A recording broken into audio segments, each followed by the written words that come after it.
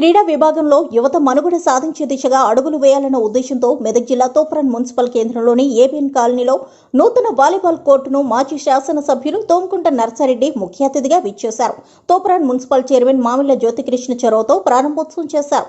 ఈ సందర్భంగా మాజీ శాసనసభ్యులు వాలీబాల్ కోర్టులోకి ప్రవేశించి క్రీడాకారులతో కాసేపు ఆడి అలరించారు. వారితో పాటు కాంగ్రెస్ నాయకులు Mamilla Krishna, vice chairman, BJP నాయకులు నర్సోజీ ఆడి అలరించారు.